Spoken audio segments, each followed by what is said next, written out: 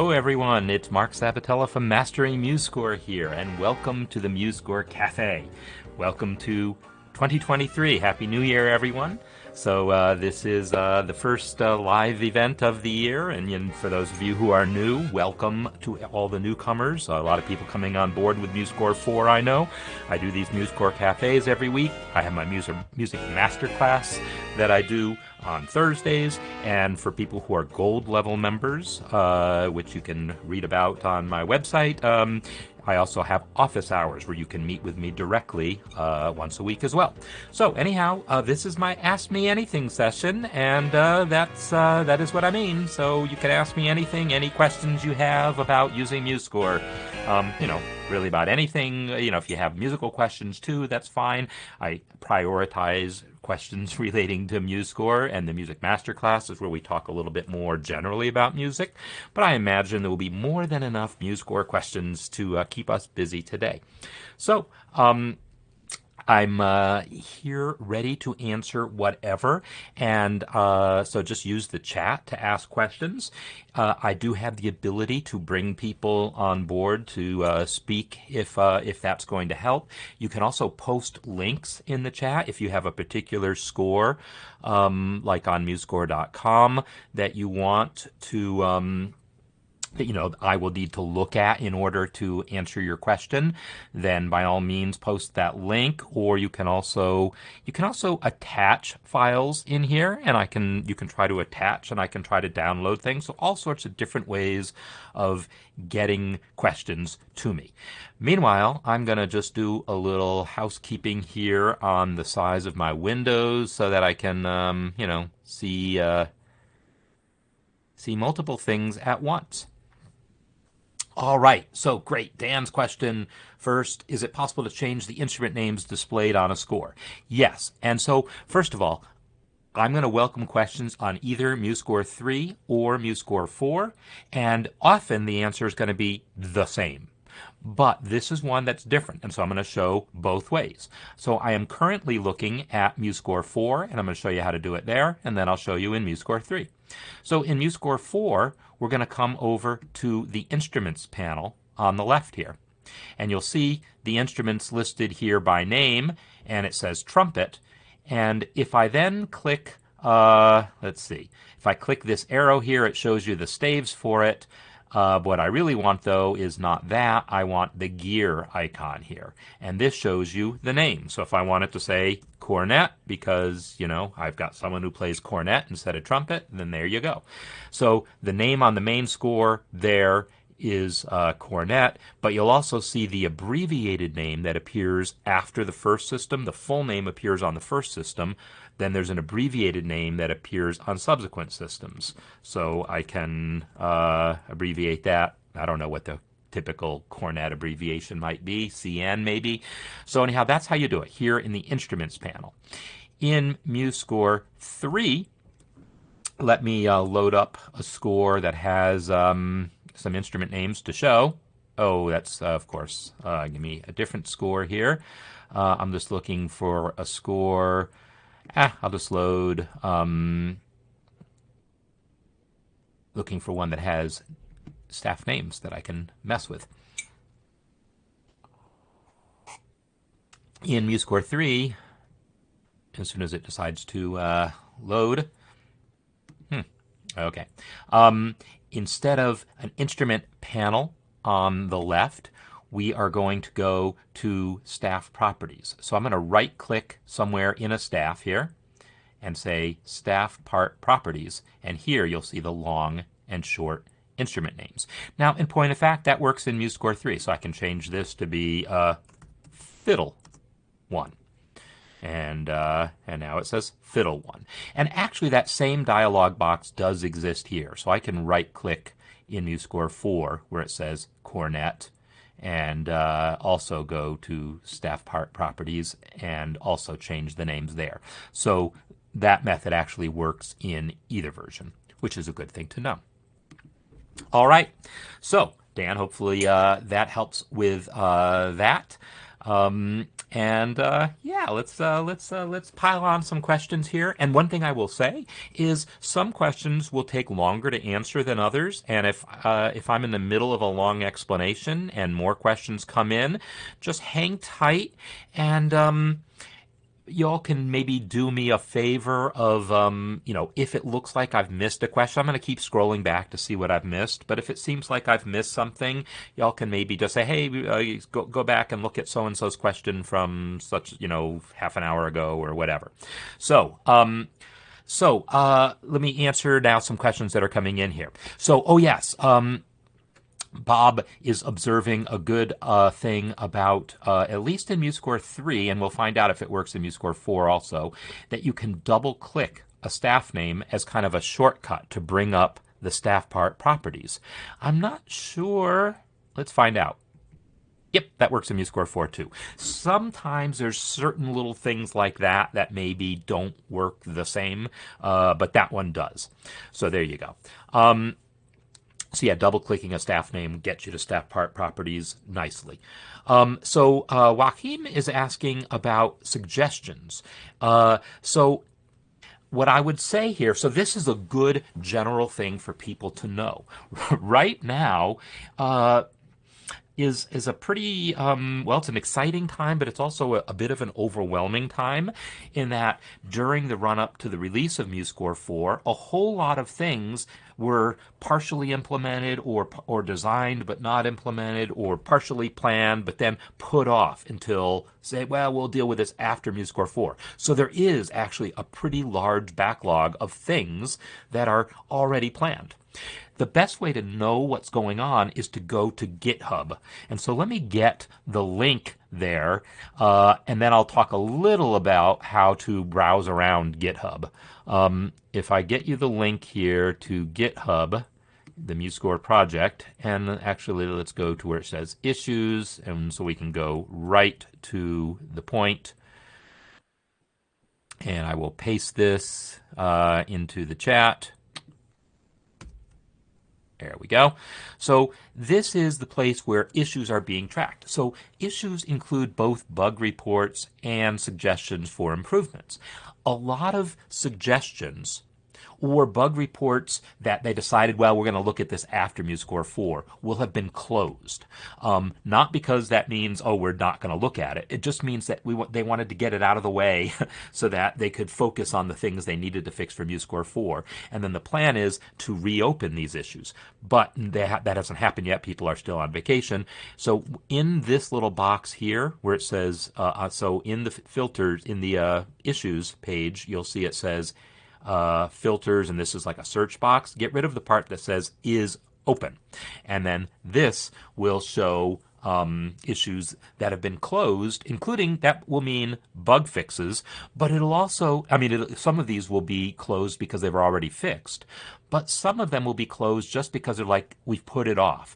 And there's tags that are applied, like see this one that says good first issue? That's one that's marked as something for people to maybe work on if people want to work on issues.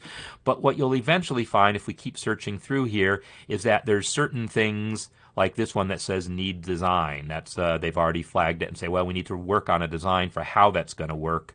Some of them you'll see say things like post 4.0, or they'll have other tags that indicate that it's already in progress. So anyhow, a full discussion of how this issue tracker is being used is kind of beyond what I can talk about because it's constantly changing. They're kind of they're developing how they're tracking their issues. They're kind of like it's a work in progress. But in any case, this is where you're going to go, and those are the things to know. So search the issues, but be sure not to limit yourself to open issues. Actually, under label here, I think you'll see ones that say, look at all of these labels. Projects. This is what I want. Under projects is where we'll see things that say MuseScore 4.x. And these are things that have already been identified as things to address in after 4.0. So that's a longish answer. All right. So now Susan is asking, I know I've missed a couple other things. So Graham is asking about balancing vocal parts. that sometimes you'll see a voice will jump out. And will you find MuseScore 4 better? The short answer is no, you won't. The inconsistent balance between instruments and how like some notes might be louder than others even for the same instrument at the same dynamic, that's sort of an ongoing issue. It's like a whack-a-mole thing. Fix one problem, another one pops up. And realistically, MuseScore 4 probably has at least as many of those sort of problems as MuseScore 3.6. So I wouldn't expect and in particular, it's Muse Sounds that's new. Because if you just use the basic sound font in MuseScore 4, it'll be the same as 3.6. If you use Muse Sounds, it'll be new problems. So old problems will have been fixed, new problems will have showed up. And overall, yeah, it's not going to be necessarily better. It's just going to be different, is all I would say. So that is my best answer. But what I will say, though, is Muse Sounds is continually being improved. They keep releasing new updates that fix problems as they get reported. Whereas it's a little less likely that there will be quick fixes to sound fonts, which is what 3.6 is using. So anyhow, that's my my advice there. So now Susan is asking about pickups mid-movement. And let's see. You've got a picture here. Okay, I see. The previous measure ended 1/8 note short with a double bar. Okay, great. I can show you exactly how to do that. So let's come over, and I'll do it in MuseScore 4 just because, but it's actually exactly the same process in MuseScore 3. So I will open a new score here and then throw in some notes and show how to do this. So I'll just go ahead and just create a grand staff. And I'm going to put in some notes here, blah, blah, blah, blah, blah, blah, blah, blah. And then I'll put in some eighth notes, blah, blah, blah, blah, blah, blah, blah, blah, blah. And this is where you want to draw your line, right? Between, I don't know if it's literally in 4/4. It looks like you're actually in probably 6/8. But the concept is going to be the same. We're going to select the note that we want to start the new section here. And then we're going to go to Tools, and then Measures, and then Split Measure before selected note or rest. And it's exactly the same in MuseScore 3. And you'll see that that has added a split right there. It added a new bar line in here. And now we can put in a line break there, so that movement looks like it ended there. And actually, instead of a line break, I'm gonna take that back. I'm gonna be a little smarter, and I'm gonna select this measure and actually add from the palettes the layout palette. In MuseScore 3, it would be breaks and spacers. You're going to see this guy here, the section break. This is how we normally mark the end of an actual movement, because if it is, although you said mid-movement, so if that's the case, you don't want a section break. But if it's between movements and you want there to be an actual pause and you want to restart your measure numbering, you'd use a section break. But if it's just in the middle of a movement and you want to split up a measure like this, then just use a line break. So you make your choice there. So I added my line break, and now I've got my little pickup here. And that's how you do it. Now, in doing this, there's one extra thing that you might want to do. This is going to relate to Joaquin's new question about forcing measures to previous systems. So what I'm going to say is this measure here, look at the count of measures. This is measure 1, this is measure 2, this is measure 3. When we split the measure, we actually got ourselves kind of a new measure here, measure 4. So this is 3, this is 4. But that's not what we want, right? This is really all one measure. So what I want to do is select this, is right-click this measure to display the pop-up, and then go to Measure Properties. And in Measure Properties, I can say Exclude from Measure Count, and then hit OK. Now that little partial measure is not numbered, and 4 is the next measure. So this is what you would want to do if it's truly mid-measure like that. So that's my answer to that question. And now let's look at Joaquin's other question here about forcing more measures. So we've got a whole bunch of C's here, and if I was smarter, I would have made these not all be C's, but so that we can tell the difference between the measures, but the principle is going to be the same. Let's take a look. I'm just going to raise the pitch here. so that we can see what's happening. So we've got a B and then a C and then the D. And we want to get this D measure onto the previous system. Now, in MuseScore 4 handbook, there is finally a pretty good explanation of the process of page layout, because I just worked on that section like a week ago or 2 weeks ago. So in the MuseScore 4 handout, there's a chapter that says like page layout, I think, or formatting maybe. That chapter has a really good discussion of this kind of stuff. And my online course, I'm about to record those videos. In fact, that's what I'm going to do this afternoon, is record the videos on page layout. But now you're going to get to see a preview of this. The idea is that MuseScore will fit as many measures on a system as it can given your current settings. Your current settings include things like what the staff size is and what the minimum distance between notes is allowed to be. And then there's a spacing ratio that controls how much more space quarter notes get compared to eighths, etc. So these are the settings that control the spacing.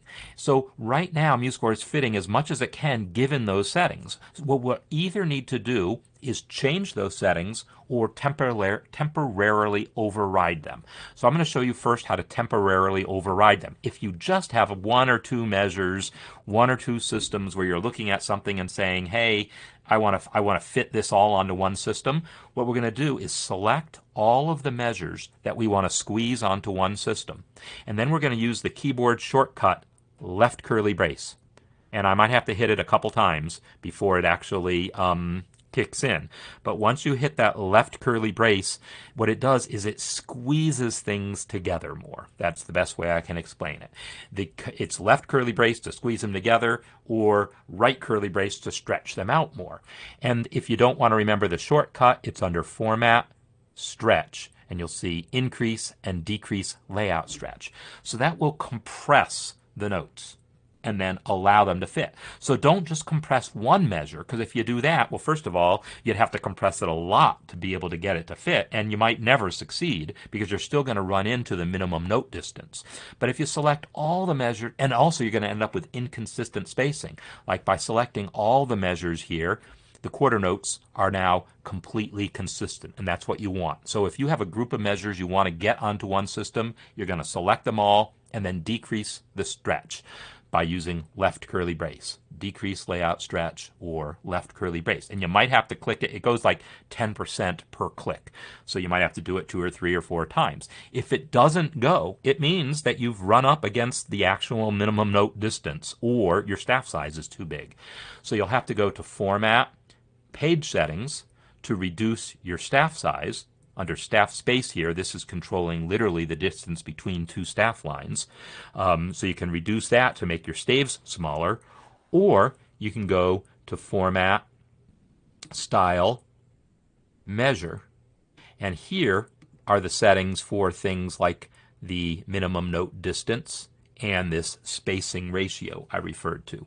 So reducing either of those will allow more stuff to fit on a system score-wide. But what I will say is, if just reducing the stretch won't get it to fit, you're better off reducing the staff size. It's not going to look good to put too much stuff at full size onto a system. You're usually better off reducing the staff size just slightly. Like a 10% reduction is huge, but it will make a huge difference. I mean, when I say it's huge, I mean it makes a huge difference, but it'll still be readable. So a slight reduction in your staff size is often the way to go. So I want to come back to Dave's question about the pickup here, because I did see it go by, but I didn't want to interrupt my train of thought here. I'm going to go back to that example with the pickup. Where did I put that? Is it here? Oh yeah, it's here. So you want a double bar. Let's see. So have a pickup at the start and then a repeat.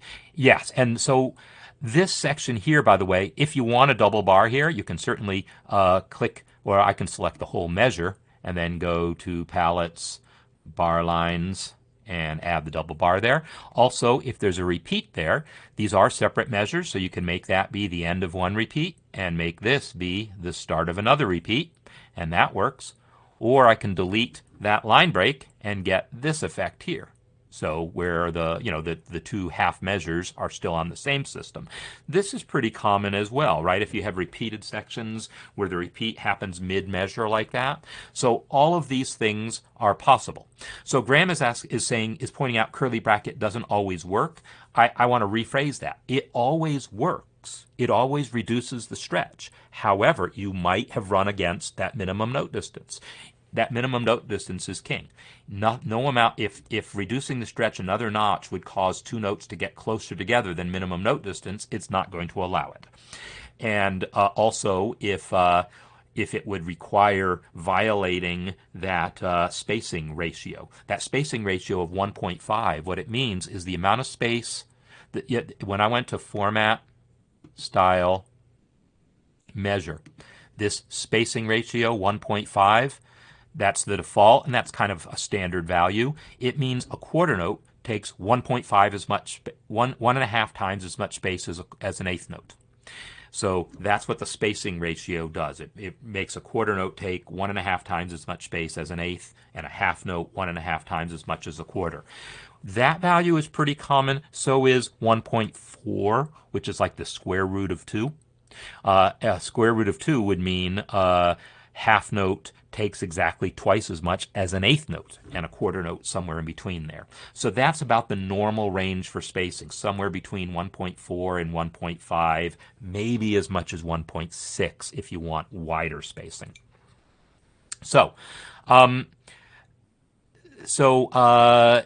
Dave, I have a feeling that perhaps there's still some aspect of what I'm showing here with the repeats and the double bars that maybe isn't quite fully answered. So feel free to ask if there's something else. But I think I showed adding the double bar, adding repeats, and so forth. And I think that probably answered most of your question. All right, so Joaquin is now asking about sticking. Okay, so first of all, to add something to your palette, it is pretty easy, and I'm going to do that, but then I'm going to show you that maybe for sticking you don't want to do that. So sticking, by the way, for people who don't know, is a drum thing. It's a L for left and R for right. And you can add these to your score by saying add, text, and then sticking, and then type an L.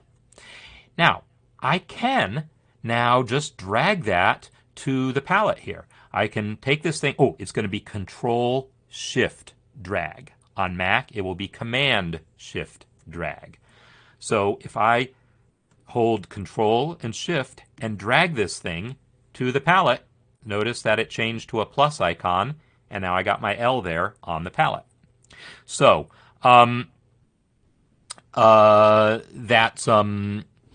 that's how you would add something to your palette. Control Shift drag or Command Shift drag. However, I'm going to suggest that maybe I'm going to delete this thing just because I know I don't really need that there. When you're adding sticking, remember I typed that L. If you just press space, it goes to the next note, and then R, and then L, and then R, and then L, L, L, L, etc. Right? I can type stickings just like you type lyrics by hitting space to move to the next note, and fingering works the same way. Space will move to the next note, and I have to imagine that's going to be faster than using the palette. So, but yeah, if you've got some situation where, say, you want to add an R to 50 notes all at the same time, then yeah, you can select all 50 notes and click the palette icon and get them all. So Dave is also pointing out that yes, my example is a little off here because this repeat is going back to the beginning. There should be a pickup there. So I'm going to show you how to add a pickup. I'm going to insert. I'm going to press Insert to insert a measure. And now I will add an eighth note. See? And I'm going to select the rest of those beats that I don't need and press Control Delete. And now those beats are gone, and now I have my pickup, and now the repeat goes back to the pickup. So yeah, you can totally have that pickup go back here. For some reason, I will say, even though repeats going back to the beginning, that's expected. If the repeat goes back to the beginning, you don't need a start repeat. Somehow, this looks off to me. And I feel like if there is a pickup like this, that I do want to show an explicit start repeat. I'm going on a limb and saying that I've seen that before, so I would probably do this just to avoid any doubt about where the repeat is going back to. I'm not saying it's required. I'm not even saying it's recommended. My copy of Elaine Gould's Behind Bars is too far from my seat right now. So someone could look that up or just check out some other scores to see. But I don't know. I feel like I would like to see that open repeat if there's a pickup there, just to clarify this. So at this point, the count is correct, right? We have 3.5 beats, and now we're repeating back and getting that last half a beat. So this is now correct as far as the actual count. So yeah, you'd have to check out what your actual, what your actual situation is to decide. So I saw another comment about the palette. I thought, didn't I? Did I not see another palette question? Maybe I didn't. Maybe I imagined it. So Michael is asking me to clarify, you can change the actual length by deleting measures. Yes. And notice I used control delete, right? I didn't, like if I want to delete this beat from this measure, I've selected beat 3, and when I press control delete, that beat is now just gone. Hey, look at that. It left the sticking behind. There's a bug for you. But this beat, this measure only has 3 beats, and we can see that little minus sign above it indicating that it's too short. And if I right click it and go to measure properties, we see in fact its actual duration for some reason gets notated as 6/8 instead of 3/4, but it's the same mathematically, right? So yes, control delete will actually remove time from a measure. Okay. So, Colleen, good idea. What was your good idea, Colleen? I know you had a good idea somewhere in there. Huh. So I'm missing perhaps some comments. Let me go back to the regular chat. That's my like special pinned version of the chat. Let me come back here and see if I've missed something else in here. I'm not seeing what else I missed as far as an actual suggestion, unless it was just the wouldn't the count be off part. So yeah, it looks like somehow I might have missed a comment there. So by all means, if someone wants to repeat, if there was something I missed that I need to see, let me know. Meanwhile, I do see a question about inserting. So the Michael's saying, can you reinsert beats?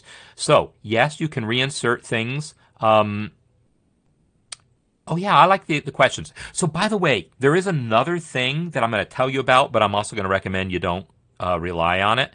If we go back, if you look at where the chat is, you'll see you have a raise hand button here. And in principle, I can see that you've raised your hand if I look at the participants list. But I can't look at the participants list while I'm looking at the chat. Probably I could hack up a way to do that, but currently I can't do that. So I like your idea of putting the question marks in there. That's brilliant. Go for it. You can also probably use an emoji to accomplish the same thing. And that's not a bad idea either, right? When you post, there's little emoji icons there. So let's talk about reinserting. Oh, Colleen, insert is the one who suggested adding the question marks. Okay, great. Yeah, good idea. So, Michael, to reinsert those beats, the normal way to do this then would be to right-click, go to Measure Properties, and say, just change this to be 4/4. And now that would insert the extra beat. Now when you do that, it's going to insert the beat at the end. Ooh, bug. Don't do that. That's a bug. Known bug in MuseScore 4. Don't insert extra beats into your measure. It's going to cause that weird thing you saw with the rest. That is a bug. That is one that I think is going to be the first thing to require there to be a 4.0.1 release, is that it caused that bit of corruption. I don't know if you noticed what happened, but let me undo this. I inserted the beat into the measure, and that rest moved into the next. It didn't like give me a rest in this measure. It moved the rest into the next measure. It messed up. Now I can still fix this corruption. I think I can go to Tools, Voices, Exchange 1 and 2, and then Tools, Voices, Exchange 1 and 2 again, and I got my rest back. So it's not the end of the world if that happens, but it's annoying. All right, so in any case, other than the bug that caused that insert to cause the corruption, the insert does allow you to insert beats. But there's another thing you might want to know about. While you're in node input mode, and I have a feeling this is going to maybe have the same bug, Control Shift letter name will insert a note. So Control Shift D inserted a D right there. Control Shift E inserted an E, etc. You can also long click on the node input icon and get this menu here, and you'll see there's an insert mode. Insert mode, now all I got to do is type letters, and it just keeps inserting notes. So there's another way to insert beats into your measure. If you already know what note you're going to want, you can use Control Shift letter name or switch to that insert mode. When you're done, though, you want to switch back to default step time mode.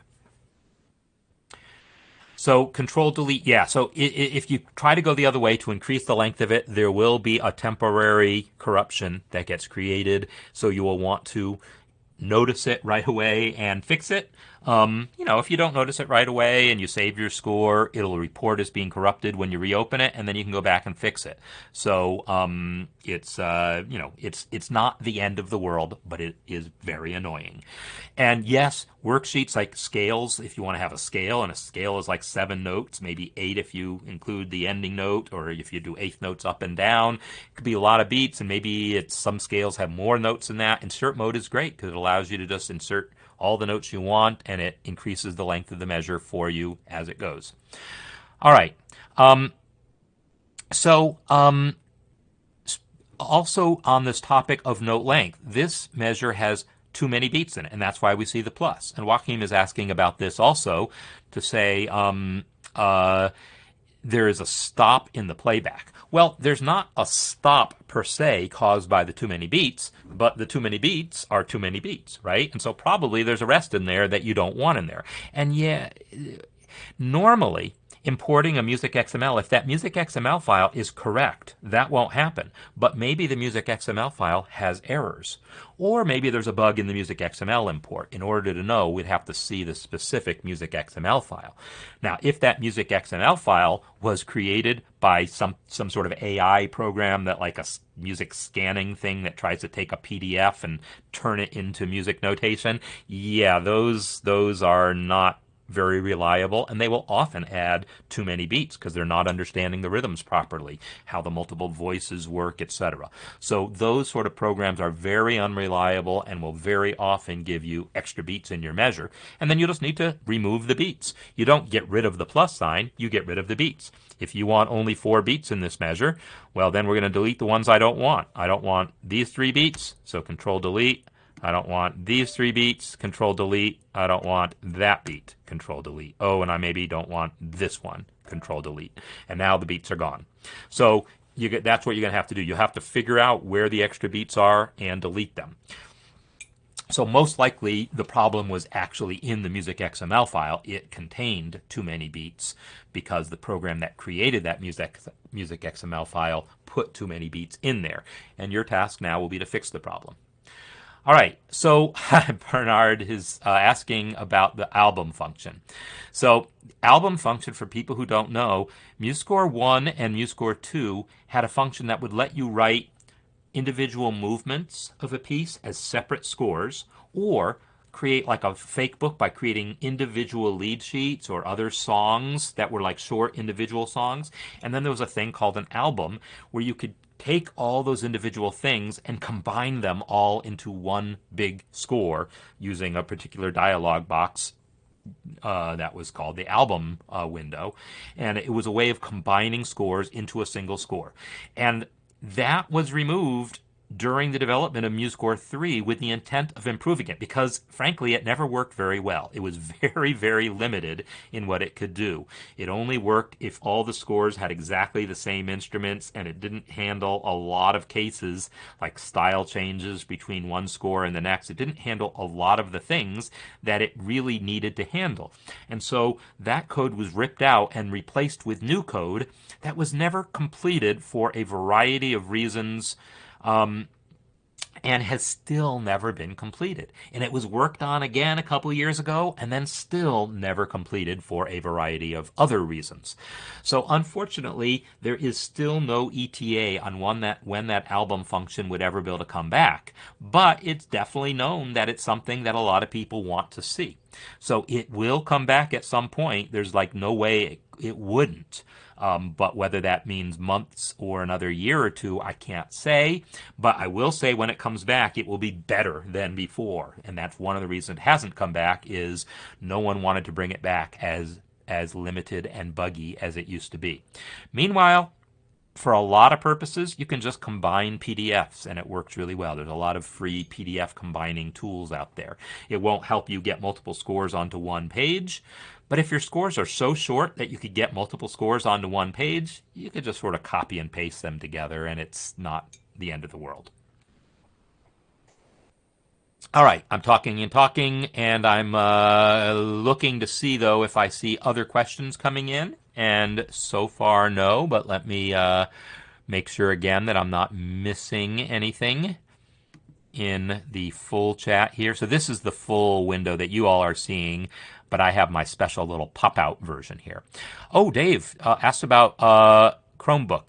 Some things have gone wrong. Can you log in on two devices? Yes, I am logged in on two devices. Here's me, number one, and here's me, number two. So it absolutely works to log in on two different devices. Yeah, totally works. So, and I've turned off my camera on one of them. So, yeah, I think, caught up on the questions. Either that or I've missed something. Either way, I'm going to need someone to tell me what I might have missed.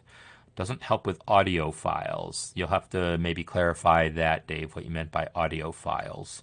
Okay, so what else can I answer for you here? Still got time here. So for people who are new, I've never specifically said the MuseScore Café will last exactly an hour.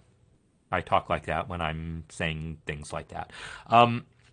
But that typically is what happens. MuseScore Café is typically an hour. And certainly for the Ask Me Anything sessions, I always want them to go that long.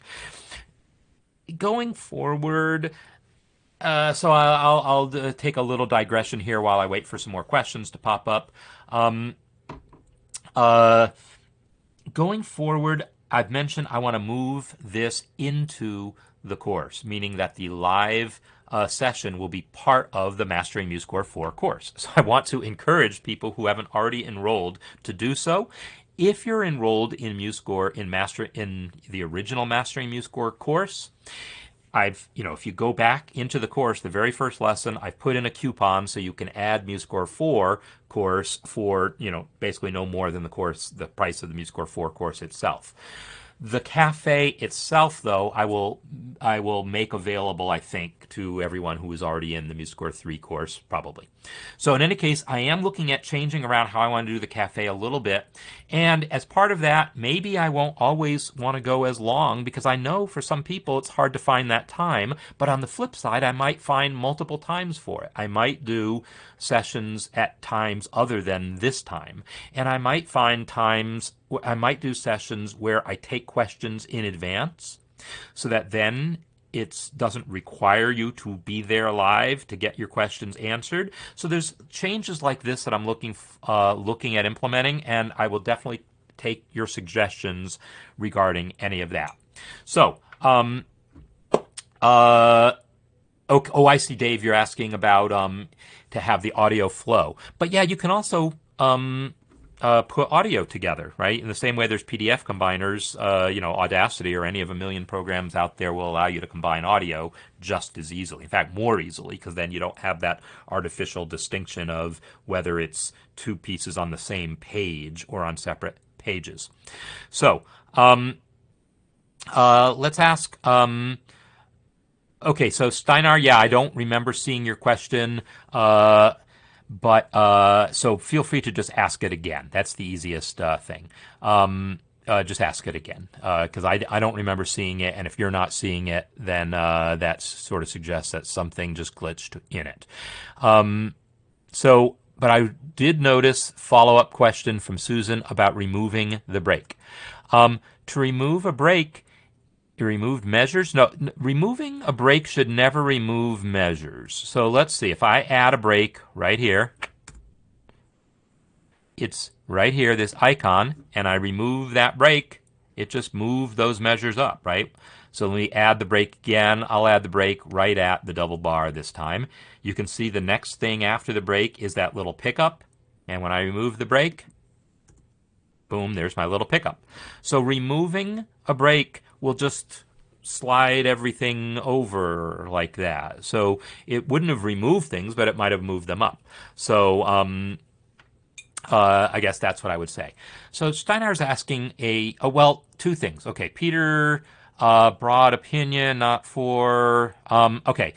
So there's a general question about when to update to MuseScore 4. I do want to address that. Steiner's got a bigger question about layout. Let me answer Peter's question first about MuseScore 4. So here's what I would say. Number one, you can have them both installed at the same time with no problems. So do that. Have them both installed. Now, when I say no problems, there's only one minor problem. With having them both installed.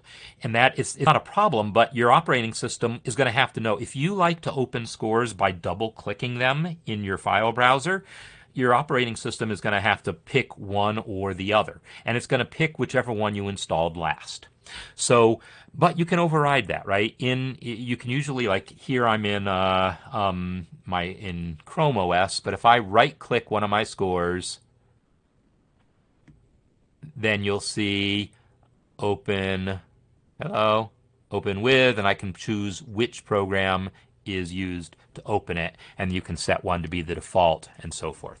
So that is the only sort of weird glitch about having them both installed. You want to make sure that if you like opening scores by double clicking them in your file browser, that it picks the right one, whichever one you prefer. But I would recommend using them both. Use them both side by side. Play with MuseScore 4 on a new score. Make a copy of an old score maybe and load that. Definitely make a copy because once you save it in MuseScore 4, you're not going to be able to open it in MuseScore 3. So take some of your old scores and load them into MuseScore 4 and start playing around. But make a copy, load it into MuseScore 4. I'm going to do a session, probably next week's session of the MuseScore Café will probably be on, or maybe, sometime, maybe 2 weeks from now, I don't know. But sometime soon I'm going to do a whole session just on bringing in old scores and what kinds of things to expect. So definitely expect a session on that topic specifically. But what I would say is, all right, I am a power user of MuseScore 4, of MuseScore, right? And I've been using MuseScore longer than probably just about anyone in the world at this point, and I know more about it than most people. For me, there's a few things in MuseScore 3 that are missing in MuseScore 4, but there's a whole lot of new stuff also. Overall, I am not just giving you a line here. I prefer working in MuseScore 4 by a pretty wide margin. It took a while to get used to. It took a few weeks to get used to it, but I vastly prefer working in MuseScore 4 now. I'll go back and work in MuseScore 3 when I need to, but so many things I find work better that I'm and more easily and just look nicer. The end result of both the sound and the engraving is just better. I'm willing to tolerate the little missing things, like the camera icon. So it was mentioned that MuseScore 3 had a screen snippet. It was called the screen capture tool and allowed you to make a little graphical picture of something in your score. That is currently missing. I'm sure it will come back, but meanwhile, every single operating system has a screen capture facility. On mine, I press this particular shortcut and I get this little doohickey here, and I can now click my little thing and say capture, and now I've got an image. And I didn't need the special magic MuseScore built-in facility for that. It's built into my operating system. It's built into Chrome OS, it's built into Windows, it's built into Mac OS, and I think it's built into pretty much every Linux window manager. So usually, and I'm picking on this just to say, yeah, I'm sure this feature will come back as native in MuseScore, because it did have some nice little things where you could automatically have it resized to a page, and you could make the background transparent. There's other things you could do that were nice about it that would require a couple extra steps if you're using a third-party tool. But there are workarounds, is the point. And that is pretty much the case with everything that's missing. There's a workaround. And the same would be true in reverse. If you had gotten used to MuseScore 4 first, and then were faced with MuseScore 3, you'd be looking at it and going, well, wait a minute, what happened to this thing that I was used to from MuseScore 4, and how come the sound and the engraving both got worse?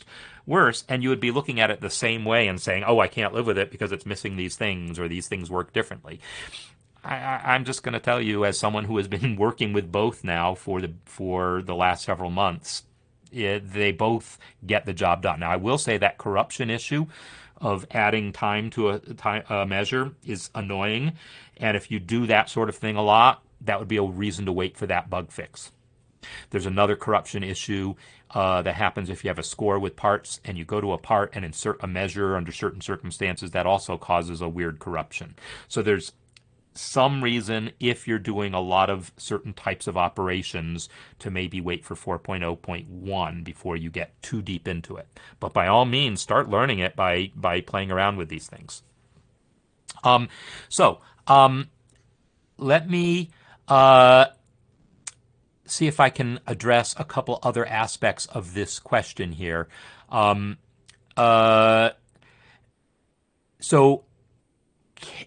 example of when I need to go back to MuseScore 3. So frankly, the answer is never have I needed to.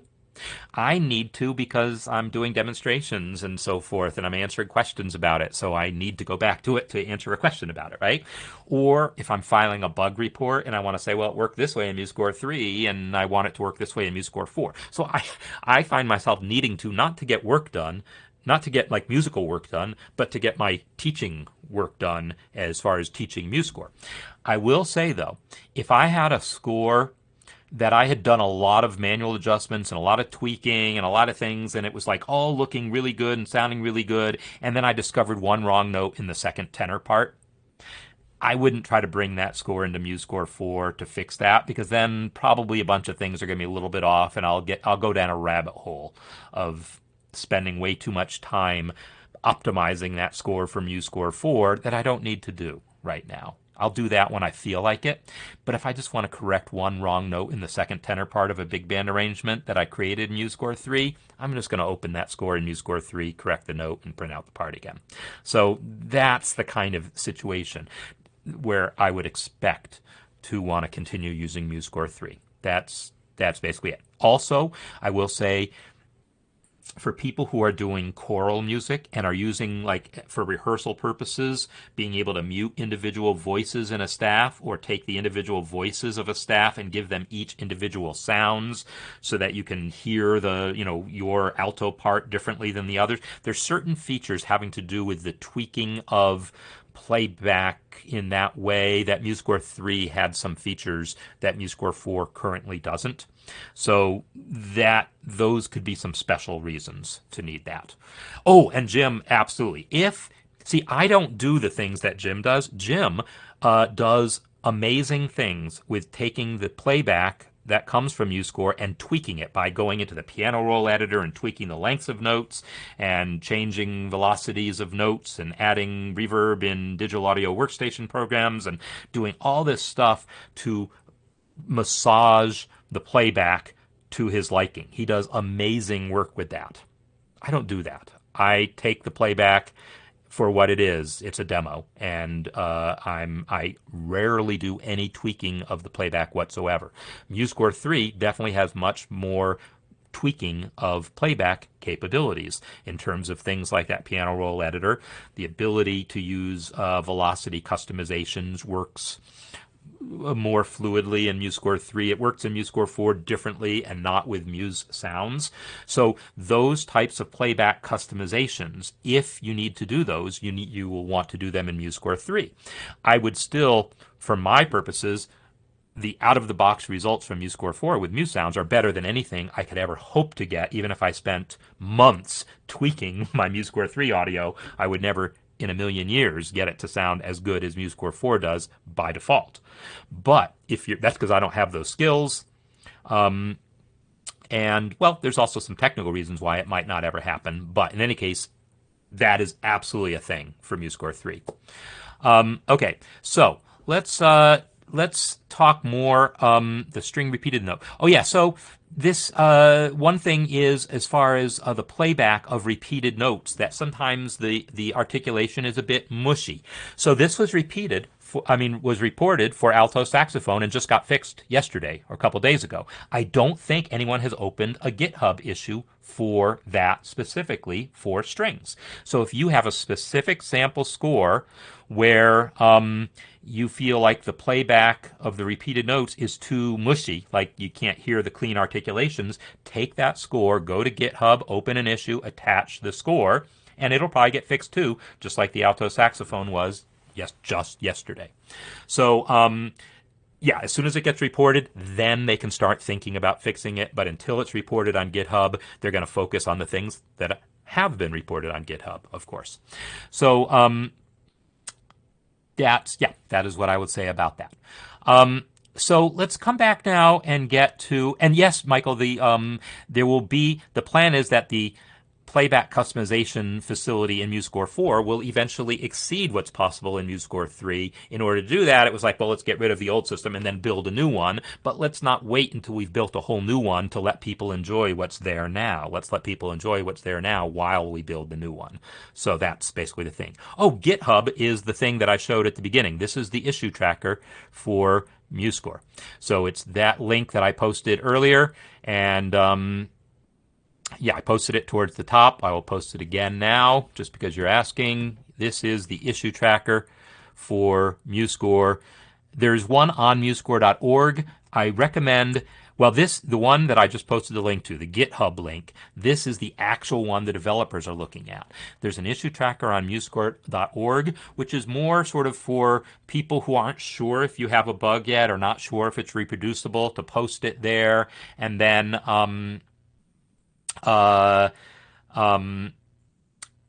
once it's agreed on that this is a reproducible bug, then it's going to have to get posted to GitHub before any developers will actually look at it. So that's what GitHub is. Okay, so Steinar's topic I didn't lose, but I wanted to address the MuseScore 4 question because it's a big one on many people's minds, and I want to discuss that. But I do want to come back to the question here about spacing and so forth. So let me read the question here, and I'm going to read it out loud. I struggle to find the best way to have fine granular control with spacings and margins between staves. Sometimes I end up adding a vertical spacer, then drag it up and down. Played with settings under Format Page, but at some point, further changes don't have any effect. Okay, so this is one where I will repeat something I said before. The MuseScore 4 handbook has a very good chapter on formatting, and I say that because I just wrote the thing last week, and it's much better than the MuseScore 3 chapter. The facilities, though, are identical. The spacing algorithm, the default spacing algorithm has changed. Horizontal spacing. Vertical spacing algorithm is basically the same. But the horizontal spacing, how we calculate how many measures fit on a system and what the spacing between notes is, that's been changed. And it's documented really well in this MuseScore 4 handbook. But that's like technical detail that most people won't care that much about. The way you add spacers, the way you adjust spacers, the way you change margins, the way you change minimum SAF distance, and all these different settings in the format dialog, those things essentially are not changed between MuseScore 3 or MuseScore 4. So go to the MuseScore 4 handbook, and in fact, let me just post a link to that and read that chapter, and it'll possibly help answer some questions for you. So the MuseScore 4 handbook is right here. And the chapter on formatting here has I'm not going to claim it's the best chapter ever written, but it's the best thing I've ever written on the subject. It's better than my old Mastering MuseScore book. It's better than the MuseScore 3 handbook. It's better than the lessons that were in the Mastering MuseScore course before. This is, I think, a good description of how layout works and what you can do, and I'm about to start on the videos for it. So if you have a specific score, though, where you need help, post it. And post it to in the Mastering MuseScore 4 course. Post it to the discussion and support space, and we'll talk about it. That's my recommendation there. Okay, so let's see. There was a question also about combining StaffPad, and I'm skeptical that specifically is ever going to happen. I do suspect there will be a mobile solution for MuseScore, but I don't think it's going to be iPad specific. What I think, my prediction for the future, based on comments that I see from various people who would be in a position to help shape this, like Martin Curie, is I think they're going to do something more like NoteFlight, where it's online, where there's a cloud-based score editor. Because that then gives you iPad and Android for free, as well as Chromebooks, as well as people who are just on a PC that want to be able to access the same score on multiple systems, or teachers wanting to share with students, or multiple people collaborating on scores. I think that is going to be the future direction more than a dedicated iPad app. We'll see in a few years, but that's my my guess. Let's see. Are changes made in MuseScore 4 automatically downloaded to users? So I guess I'm not sure what you're asking. Oh, I guess you mean in the pro, as bug fixes are made. As bug fixes are made in MuseScore 4, you will find that as soon as they are released, like when 4.0.1 comes out, you'll get a little dialog pop up the next time you start MuseScore that says, hey, there's an update available, do you want it? Or you can go to help, check for updates. So you can manually go check for updates. So updates to the program itself, you'll have to download them. Now, Muse Sounds gets updates periodically in the background. That's the whole thing that Muse Hub is doing in the background, is checking for updates constantly and managing, downloading them. You can disable that. You can turn it off. You can shut that program down. You can turn off the automatic updates option. But by default, it's set up so that you just will get the new Muse Sounds updates as they come out. And the expectation is that'll happen more often than program updates. Because program updates are kind of a big deal. It's a lot of work to make an update and then make a package for Windows and a package for Mac and a package for Linux, and then publish them all the right places and make up release notes and all. It's a huge process to have a release. But just to fix the alto saxophone repeated note weirdness, they just push that out and it happens. So Muse Sounds updates will happen more often, I believe. So I've probably missed something else in here, but I'm also about out of the time that I would want to be. And Joanne, your question, you need to go back, get what you did, make a copy, and bring it over to MuseScore 4. I guess you're talking about this issue of moving back and forth between them. So yeah, I would definitely recommend, if you have any doubts whatsoever, making a copy of your MuseScore 3 file and then working on that copy in MuseScore 4. And in fact, you could just copy your entire MuseScore 3 folder into the MuseScore 4 folder and then just work that way. I would say, that's something. I don't do that personally. I just save files. If I feel like there's any possibility I still want the MuseScore 3 file, I'll just do a save as. I'll open it and then immediately do save as and append 4 to the file name. And that's all I do. Because I actually use, this is just a final comment, I guess. I actually have my MuseScore 3 folder and MuseScore 4 folders are the same folder. They're set up, on a Linux system, you do this by creating what are called symbolic links. On a Windows system, they're called shortcuts. Mac, I assume, has something similar. But my MuseScore 3 folder and my MuseScore 4 folder are the same exact folder. They're both on my Google Drive. It's actually just called MuseScore on Google Drive, and then both MuseScore 3 and MuseScore 4 point to that same folder.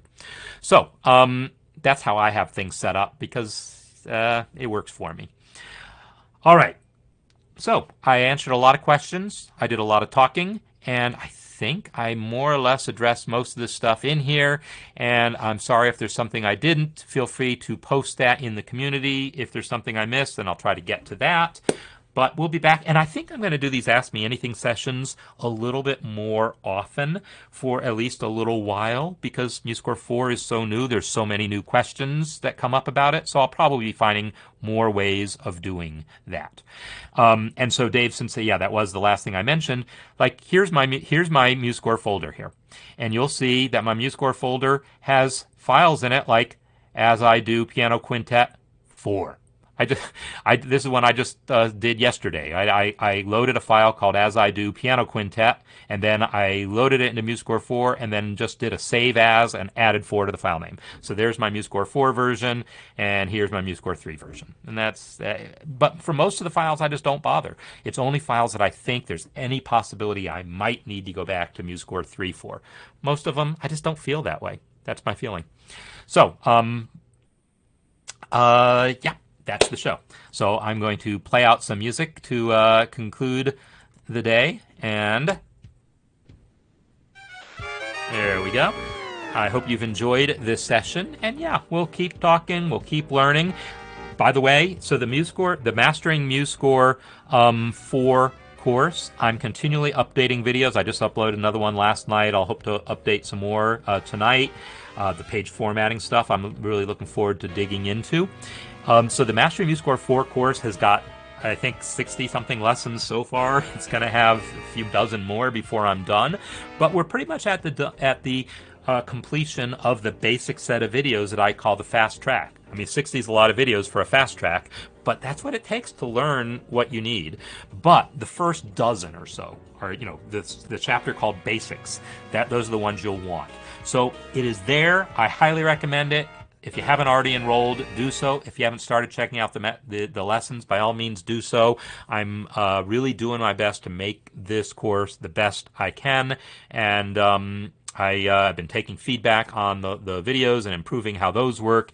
And by the way, this was a higher resolution presentation than last year's. Might not have been noticeable, but in theory it worked. And then I guess I'll find out when I view the recording. All right, hope everyone has a good week. Tomorrow, Music Masterclass, and I will talk to you soon. All right, see you later.